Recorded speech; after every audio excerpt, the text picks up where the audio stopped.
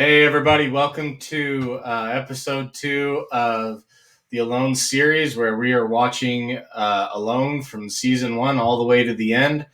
Episode by episode, we're going by. You guys are going to mostly hear me just talking. Right now, I am not sure how to get it to where I can actually play the videos legally. I'm going to contact Alone, see if they'll go for that. But for right now, that's the plan. Episode 2 is called Of Wolf and Man. In episode 1, we saw Josh quit less than 24 hours, probably even less than 12 hours after being out. He quit because he had a bear come into his camp, come check him out. So now we're going to go ahead and watch episode 2. So again, if you want to watch this along with me, feel free to go ahead and pull it up on either the History Channel or Amazon Prime. I'm going to leave the History Channel link down below in the comments. But Amazon Prime, if you have that, Alone's currently on there. That's actually where I'm going to be watching it from. So here we go. All right, so there's a little History Channel pop up. First little blips. Gives you a whole, again, these are all trained survival experts. Don't attempt this stuff yourself. Their current little safety warning. Quote says, if you live among wolves, you have to act like a wolf. That's pretty cool. So, let's see what we got here. So they just brought up, Josh goes, I was surrounded by bears. He had one come up to the back of his tent, a mom and a baby, and he yelled and they took off. So it wasn't terrible. So they were all a little bit nervous the next night. So day two's night, because the wolves started howling. There's about 200 wolves on this island. So it's concerning for them. I mean, to me, to be honest, wolves are a concern, and they're not a concern at the same time to me. From a security standpoint, there's more wolves than usually in a pack. They hunt together. That makes it a bit more concerning because you're not dealing with one animal, you're dealing with multiples who could get behind you and problems like that. But for me, at the same time, I know how skittish wolves are of humans, and I really don't feel like it's an issue to really be scared of. Like, wolves are skittish of anything new, and if you make it aware that you're a human with a fire and smells and things like that, they're probably going to avoid you. So, all right, we're finally into the episode. Coming over to see Chris. Chris is scared of dogs and scared of wolves. So he's saying that he had, right behind his camp, there's a big mountain. He had some wolves up there. You can see he's scared. You read his facial expressions. He's scared. He goes, I can't defend myself. He's got every contestant's given some pepper spray, but he's just real scared. So just making sure my mic's on and I didn't leave it on mute. That's happened from time to time. And right now, what I've noticed with a lot of these contestants is what you allow into your head's what scares you. So for Josh, it was the bears. And it was funny because his initial impressions was a tough guy, the cop. I can deal with this. I've dealt with people who are acting like wild animals. But as soon as a bear actually comes near his camp, suddenly he's not so tough anymore, and he's backed out, and he quit within 12 hours. Now it looks like this is going to happen again. Maybe. We'll see. I mean, he's pretty bent out of shape.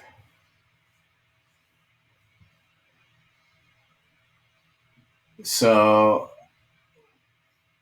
his thing is, again, these guys are concerned about predators, and he goes, "Oh, I can't deal with this. I'm not going to take the chance." It's funny when you look up the island. There's 200 wolves. There's like 1,000 cougars and like 7,000 bears. Predators are very well known. So he obviously called in the rescue team and decided he was done. So they're coming to see him, and he just admits that he's scared. So He's just saying, the wolves are up on a ridge. I mean, that's still pretty far for an animal. That's pretty far from your camp. I mean, that's far enough away. I doubt even a wolf would go after an elk or something from that far. Yeah, so I guess he's saying the wolves are fighting people, or they're fighting something, they're fighting themselves, and that is a scary sound. When dogs fight, it can be rough and it can be scary. I've had to break up several dog fights between my wolf and my huskies, and it's an interesting sensation to have to deal with, and the sounds of it are pretty brutal. And at the night to be out there alone, it can be rough. So for him, he just says it's not worth it to be out there. You got a family to think about and take care of, but I mean, he's out. Literally, it looks like.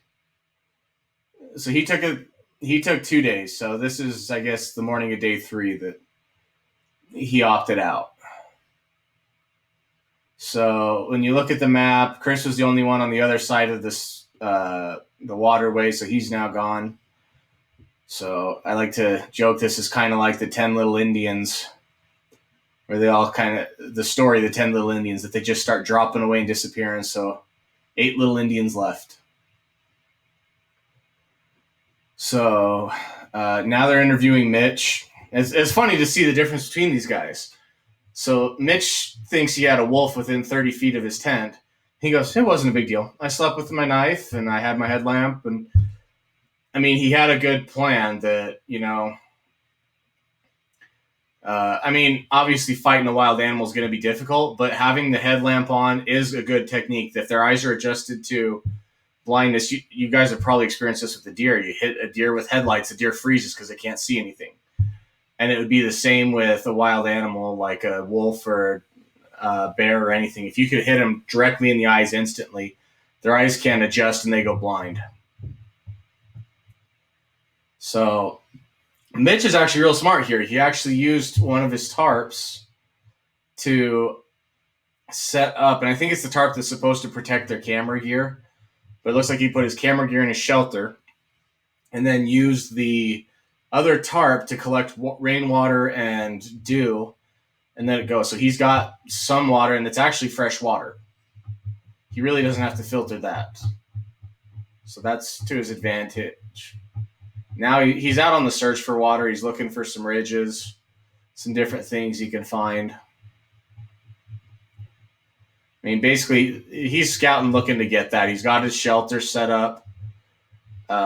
Where he's at right now, he's got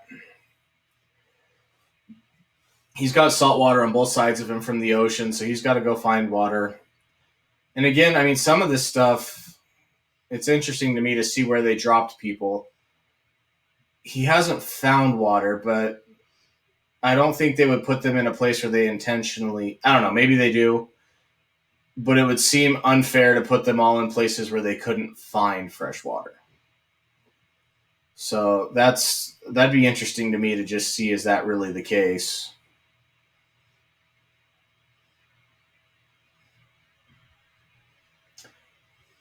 There's an interesting point right there that he makes. He's got a family, and he's saying, he's taking care of himself and doing what he needs to do.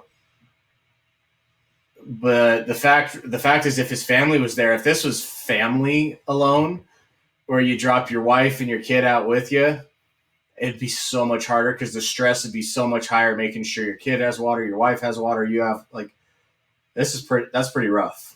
So, I mean, he's being pretty careful about it and trying to be careful what he does.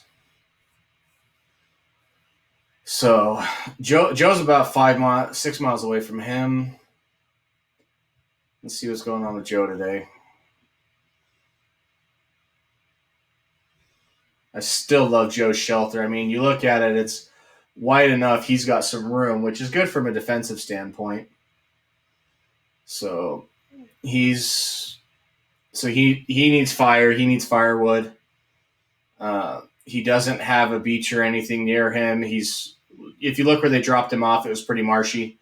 It was a big swamp. All the water was tainted with tannins, which makes it real rough. I mean, he's not in a good spot to be there. So he's actually nice. He hopes everybody has a better place than he does. But I mean, when you look at everybody, everybody's in a pretty rough spot. And I think that's the point of this. And so it's very interesting to see how this is doing. So Joe's going out and looking for something, see what he can find.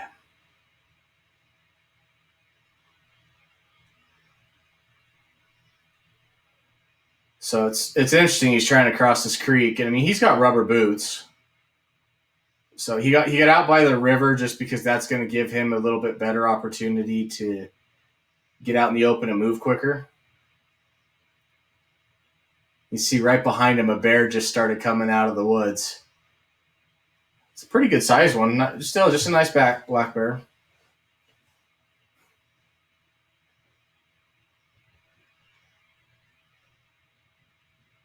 That's hilarious.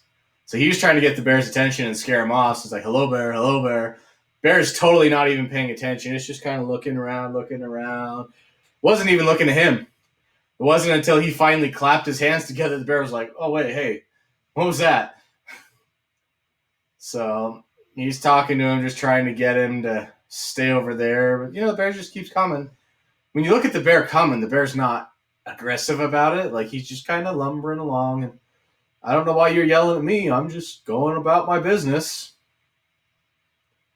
I mean, it can still be scary. It's a good-sized black bear, and it definitely gets in their head, a bear's coming at you. So it's interesting to see what he does. And again, he's got these rubberized waterproof boots, which are nice, but you watch him walking on these logs and going one slip and he's got a concussion or broken bone. So they're going back and playing the same section that he's got the bear come across. It's a good-sized male black bear. So, and the caption just pulled up is saying the same thing. Black bear attacks are usually hungry, if they're really hungry. So, I mean, for the most part, that's going to be when they come out of hibernation or they're going into it. Usually when they're coming out of it. But I don't think it's that time of season. So Joe's just still talking to him, trying to talk him out. And this works. This works quite often. If you just keep chattering, as long as the bear's not intent on hunting you. In a case like this, this bear's fat, he looks good. This bear's basically like, okay, you're annoying, I'm just going to leave. So the bear took off upriver. It's funny because you see Joe step up on the log and he just about fell on his ass. The black bear just gets up on this log like it's nothing, using his claws. Joe's like, he's still headed this way, as a problem. And see, that's the thing, is this bear is not showing signs of aggression. I think he probably has his own loop that he looks for food, and it looks like that's what he's trying to do, is just follow that. So Joe's doing the smart thing and just bugging out and going, I'm just going to head off. It's easier for him to go do his thing than it is to constantly talk this bear out of the direction the bear obviously wants to go. But the bear's not interested in him, and the bear's trying to get somewhere else that it's got a mission to get to. So, all right, looks like we got some more people getting fire.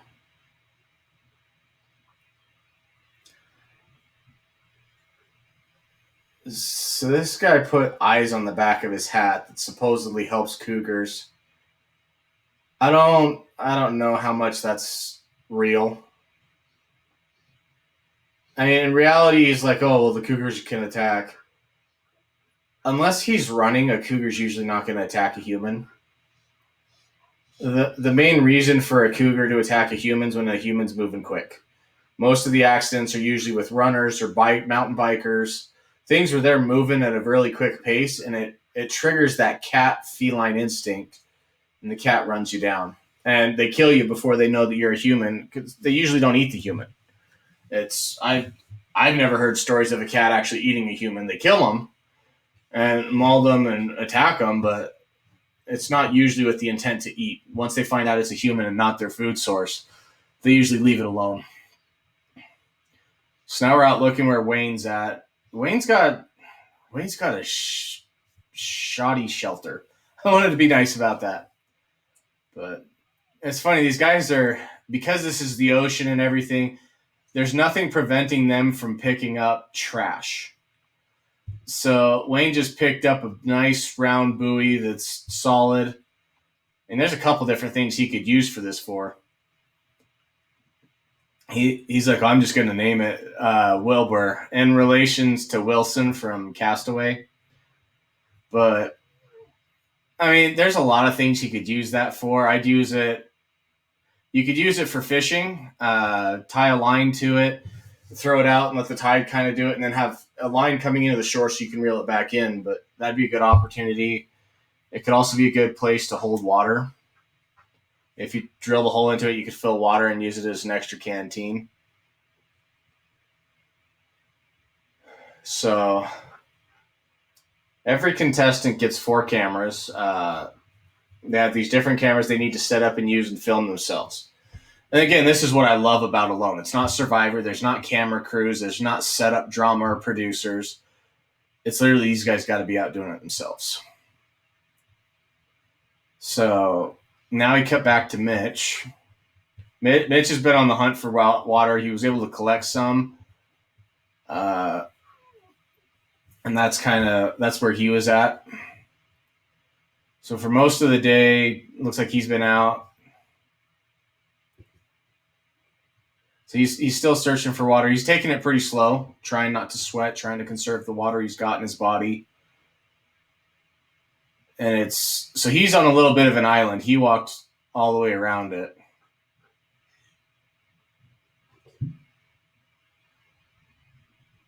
So see, what he's doing here is real smart. He's actually listening to. He's using all of the senses. He's not just looking, because sometimes your eyes can be real hard to find, especially in the forest. You can miss it real quick. So he's actually listening for it, and he could hear the moving water. The water's cold. It's still, the temperatures ranging in the 40s here, so if he swims across it, he's likely to get hypothermia. You need fresh water. The only other option you have is maybe to try to boil water and distill it, which he actually could do. Use the tarp, capture the steam and try to do it. You wouldn't get a lot of water out of it, and it'd be a lot of effort to distill seawater. But it's doable. Yeah, it depends on the abilities and what stuff he's got, but it's technically doable. So you got to figure out what to do. Water is one of those things. There's the rule of 3s. It's 3 days without water, 3 weeks without, or 3 weeks without food, and I think it's 3 hours without shelter or something like that. I can't remember what it is, but so for him, it's going to be critical to do this. So he's got to figure out some way off his island to get up to where he's got some more water. Because it looks like he's crossed most of his island, and he does not have that. So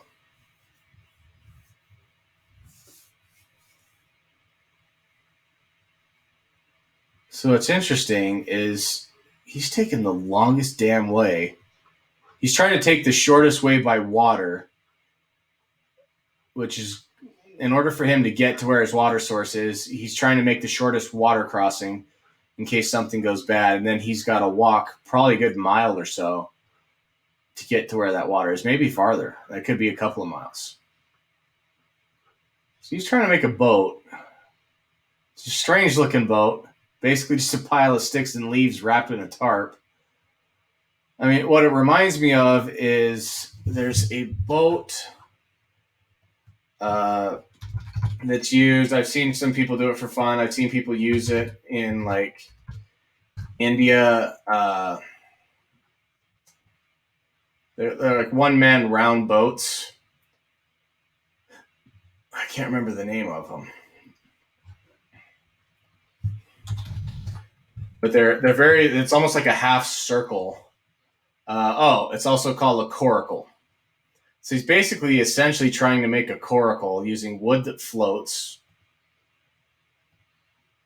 I mean, it would kind of work. And we'll see what happens. So Lucas is trying to do what he can do, and he's inventing a few things. He's now looks like he put together a tripod to try to get him more of a teepee style. Okay, so he's using the tripods actually to make a second ridge line, and he's taking his shelter from an A line to or a A frame to kind of a lean-to plus a covered awning, which does give him that extra feet of dry ground and dry cover.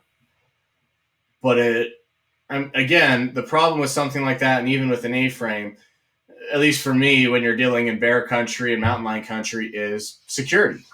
He went from having two sides covered to now it opens up and he's got one side covered now. So unless he builds some fake wall, like some quick walls or something, he can be in trouble.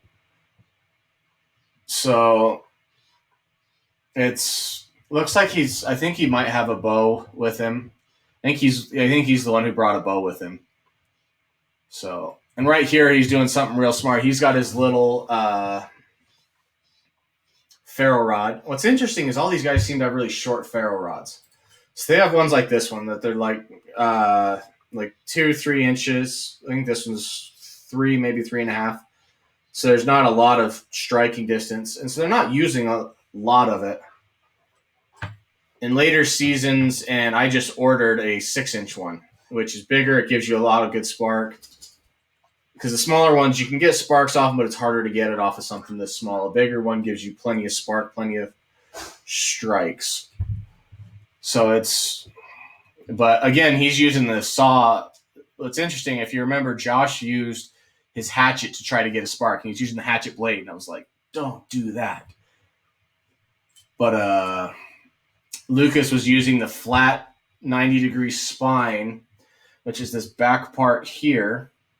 He was using that from his saw, not from his knife, from his saw. But you can do it off of a knife, too, if it has a good one like the SRK does. And he was using that to strike it because that prevents your blade from getting dull, and it still creates good stuff. So Joe's bugging out. His spot was honestly bad. He should have bugged out. Probably should have bugged out day one, but I think he was hoping to see if he could stay within the area. But it's marshy. I don't think he had any sight of any real water. The firewood was no good where he was at. So he crossed the river looking for something better. That I think is a good idea. So okay, the reason he didn't cross the first time was it was high tide. So in high tide, the river's so deep he wouldn't be able to move it. They're saying in this caption that high tide, low tide is 10 feet difference. I mean, that's taller than him by a lot. He would have had to swim across with all his gear. It definitely wasn't doable. So it's probably a good thing he waited out for low tide. Looks like he found another game trail, which it's smart that Joe finds these. Joe's keeping his eye out for these game trails because they're a quicker way to move through the brush than bushwhacking. And looks like he's found himself a new campsite, a nice clearing. It is right next to the river, so if he needs to, he can go into the river and get water there. Better to get a small fresh spring, but river will work in a pinch. So Mitch is still without water. His little branch coracle boat thing looks like it's working. So he's stripped down to his boxers, which is good. It'll keep him. So all his clothes are in his bag. So that way, if he falls in, his clothes stay dry. So that's smart. I mean, looking at this thing, in the same amount of time he fixed this up, you could really build almost a canoe or a kayak, to be honest with you. And this isn't meant to be a criticism of him. He did what he could and what he could think of, and it's ingenious to think of doing it that way. I just know coracles can be a bitch to steer. They can be terrible. If you do a skin-on-frame kayak or canoe, which basically means you take two branches, tie them at one end, tie them at another, put some bracers in between to bend them out. Even if you had one third one coming underneath with the same deal, you could kind of bend some branches or do something to make it work and wrap it with a tarp. You'd be able to actually get across with the canoe. That'd be a little more steerable and it'd work. I mean, you could build one pretty quickly with the stuff they've got. And the nice part, if you do a canoe that way, see, one of the things here is he had to use quite a lot of his fishing line to tighten everything in. If you build a frame, you can actually just take the you probably take about the same amount of line, really, when you think about it. But you just fold the plastic in and sit on the plastic, and that'll hold it, and you can get across. So he made it across, but it looks like he's actually got water closer than he thought he did. He's wiping the camera off with his boxer shorts. That's real classy. So he got across, and he thought he was going to have to walk a mile or two down, but it looks like he's actually got a little small stream next to him. So that's going to be good for him if it's because, I mean, the fresh water and the rapids he thought he heard were a good couple of miles away. This one looks like he's right there, so he's got fresh waters coming through. That'll be real advantageous for him. So he's got his water taken care of now. I'd be curious to see. I mean, it'd be a rough crossing with the boat he's got, but I'd be curious to see if he moves all the way across. So now we're back over to Wayne. Wayne did a water collection as well. Again, these guys are utilizing whatever they got. So they get their camera gear inside the shelter, and they're using the tarps meant for the camera gear to collect water. So he's got his between two logs. I mean, the roughest part about this that he's got is that it's under a tree, so he's getting it filtered through the tree instead of direct. So you are going to get a little bit of dirt in it from that, but I don't think it contaminated too bad. Looks like he's got a pretty good amount of water. That's a decent amount of water that flowed into there. He's probably got a gallon or two. I mean, it's still not enough. He's going to have to do something else about it, but that's enough. It's funny, he just says that, everybody's probably frustrated, and it's certainly true, but all right, so we got Sam. Sam's a cool guy. He's really funny. So he's found this old rotted log. He's actually going to do basically the exact same thing Wayne did. So he basically created a trough that he's now lining with this plastic sheet. I mean, he's going to be able to get a lot of water out of that if the water flows down. So let's see. Then I move back over to Alan. So Alan's been out scouting. He's been sweating. I mean, it's hard to tell if it's wet just from sweat. I hope not, because, I mean, he's been sweating a lot. So I am hoping some of that's condensation from the air and the water on the plants, but he's pretty soaked. So he's got to he's still looking out everybody's looking for water. So this fresh water he's got access to is covered in tannins. So it's funny, he goes, I don't know how to charge the camera. That's a problem. Maybe he has to use the sat phone to call for help to figure that out. I don't know. But the tannins in the water aren't necessarily a problem. They just make it look unappetizing. So I think this is Brett. I don't remember if that's his name. Or Brant. So Brant's feeling a bit dehydrated. He's playing with fire here. He wants to filter the water without fire. So he's dipping this out of the river, and he's got, again, the tannins from all the trees and the leaves and stuff. And it is fresh water, but all the decaying vegetation's in it. So he's using some moss as a filter, and it cleans the colors. That's so it makes it a little more appetizing. But he really needs to boil it. Oh, he drank it straight out of the river. I hope that doesn't come back to bite him because Giardia can be really bad. So Joe's still out. He moved further than he thought he was. I think he was going to be in a clearing, but I think he moved around. It looks like he moved around to get out by the beach and the ocean. And I think that's really telling. When you're in the woods, it's pretty hard. He's within 15, 20 feet of the beach, and the nice part about that is he can get out on the beach and get some sunlight, some vitamin D. There's a lot of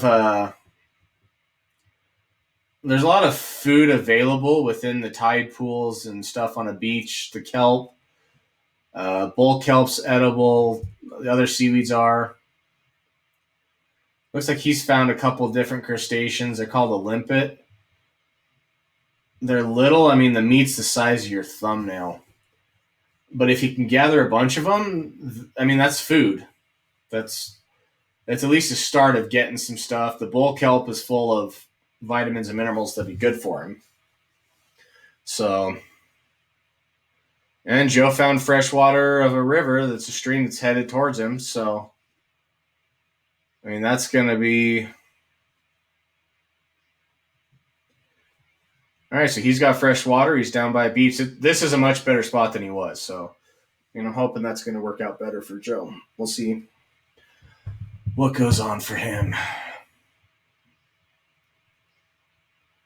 So now we're on day 3, kind of near the end of the day. 8 little Indians. So they're back to Joe again. Still on him, I guess. So he's out on the beach, looking like he's making fire. Looks like he's getting a fire going. He's probably going for the dry. I mean, when you really think about it, the wood that's on the beach is going to dry out quicker because of the sun exposure. So I think that's what he was going for. So, I mean, now he's got fire, he's got water, new location. That looks to be good for him.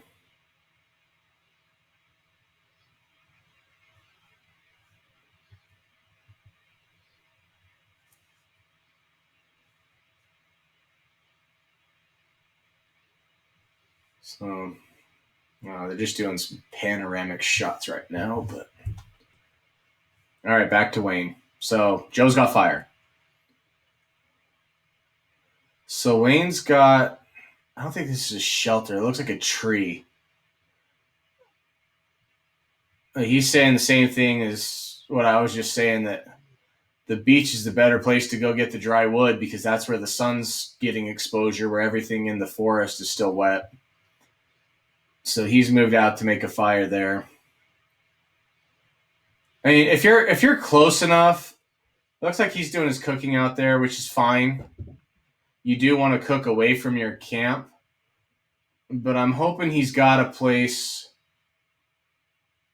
So, I mean, he's out there, but I mean, you really need to be able to get close to his house. So here he's in. They're actually showing him in his home, interviewing with him. So he's made some primitive tools. Wayne's actually kind of impressive because this is one of those things, like, you can go out there with your tools, but if you know how to take your tools and make more tools, it's so much more advantageous for you. So he's got a bow. So if you know how to make a bow, you don't need to bring one out with you because you can make one. He's made some different glass knives. This could open him up to get some more knives, make arrowheads for his arrows. He could get some good primitive weapons out of this. Wayne's got some stuff going for him. I think he's got a good chance. So he's got a pretty big moving river, and there's a lot of foam in the river. That's concerning for me, just from a cleanliness standpoint. I think He better boil that water. All right, so he is able to boil the water. One of the things I think you do in any situation like this, even they're around a lot of pines and stuff, and if you boil pine leaves or pine needles in the water, you're making pine needle tea, which is high in vitamin C. It'll give you a little bit of calories out of it, not much, but it'll at least give you something warm and a little flavor. So Mitch did relocate. He just moved. He did move his boat. He moved his boat across the little water sound. So he did move everything over to where he's near water, which I mean that's good. That's what you want to do. Otherwise, he'd be making that trip for water constantly. And that was something I was really wondering. Like, is it worth it to make that trip repeatedly for water, or is it better to move everything? But I know how much gear they have, and moving everything seemed risky with his little boat. But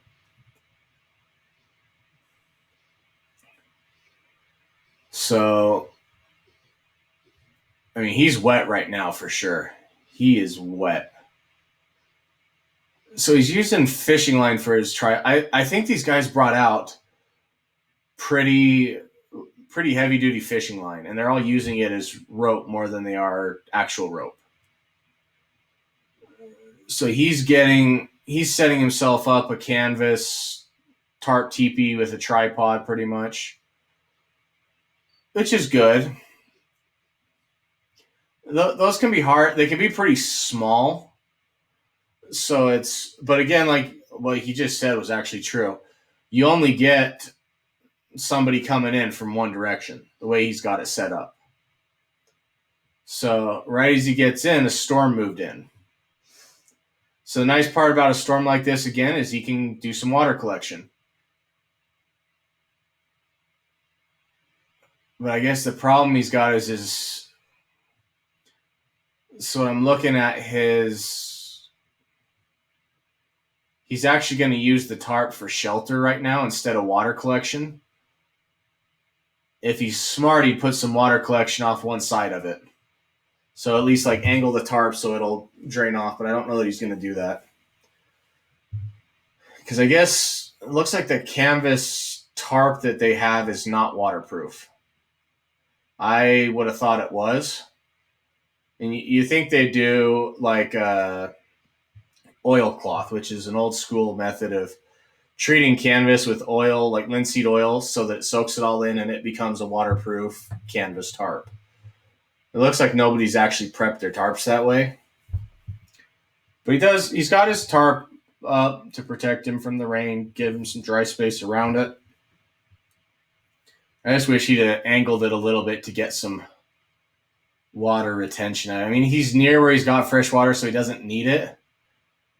But fresh rainwater, you don't need to boil. So you can actually have some cold water rather than having to have the hot water or room temperature water. Because rainwater is usually cooler. So I might have gone for that route. But it looks like he's just soaked, and that's a risk for hypothermia. But see, right there, he's talking about if it doesn't get better, he'll go home. I understand it, but that mentality, once you start entertaining those thoughts, it's real easy to get sucked in and be done. So that can be rough mentally to get that on you. So we're now at day 4. Moved over to Alan. He was looking for water yesterday. I think he found it. So he's out foraging and looking for stuff. Oh, that is nasty. He just found a big freaking slug. I wouldn't have even seen that was a slug. That is huge. That's got to be like a 3-4 inch slug. So they're saying it's a Pacific banana slug. It's the second largest in the world.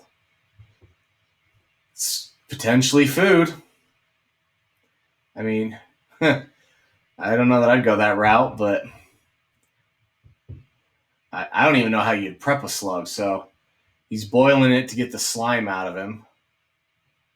I think the slime has some toxins in it, so you definitely got to de-slime them. I mean, you look at that, looks like a couple ounces. What I really like is Alan's using a kukri knife, which is a Philippines knife that bends. That's actually a pretty cool knife. It has a lot of different applications because of the curves. You can get good carving up close where it's small and then where it gets big and out. It's almost like a machete for chopping. Right now he's making fun of Julia Child with her little high voice that she likes to emulate.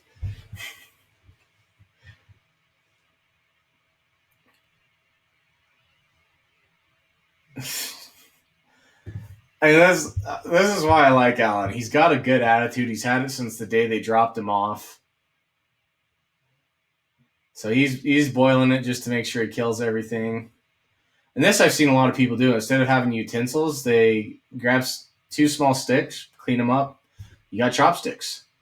Chopsticks predate the fork, and the Chinese still use them, so it's a way to eat if you know how to use them. So I guess it's not terrible. He says it kind of tastes like shrimp. I like shrimp, so it's interesting when you think about all these foods that we don't eat anymore. Obviously, it's got a rubbery calamari texture. It's a slug. They're rubbery. I've had escargot.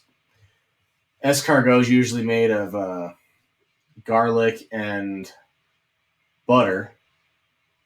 Oh, he says it's good. He'll grab more if he sees them, and I don't blame him. It's good protein. There might be some fat in it. I don't know if there's fat in a slug, but it's at least something. So now we're back to Joe. Oh, shit. Joe lost his ferro rod, so he lost his fire maker. They did a video that he put it on top of the coat, so he set it on his coat rather than keeping it. It looked like it was in some type of carrying case. And that's really a problem. I mean, you lose your ability to make fire. His only other option is a friction fire, and those can be really hard to do. The tide's been coming in, so he looks like he lost it. And this is one of those things in nature. Dumb mistakes take you out. I mean, as long as if he can maintain that fire that he's got, he might be all right. I mean, he's got a fire there. He just needs to keep it going. You can bank fires. It's interesting. He's found some trash too. He's picked up off the beach. Looks like a big, almost like a liquor bottle, and then a Coke bottle to help him store extra water. So for the most part, he's okay other than losing his ability to make fire. And if he can maintain fire, he goes, he's screwed because he can't get water. But to my mind, he's screwed only if he loses the fire he's got. If you get the fire big enough and start getting some bigger wood, you can start banking coals and staying within the ability to stay longer and stay out there. And friction fires are going to be hard just because it's wet. But I mean, if you keep the fire going, you can, and keep the fire near and keep some wood near it, you can dry the wood out, which will let you get a friction fire going. So he's not wholly screwed. But if you rely on a single tool, you're going to be screwed.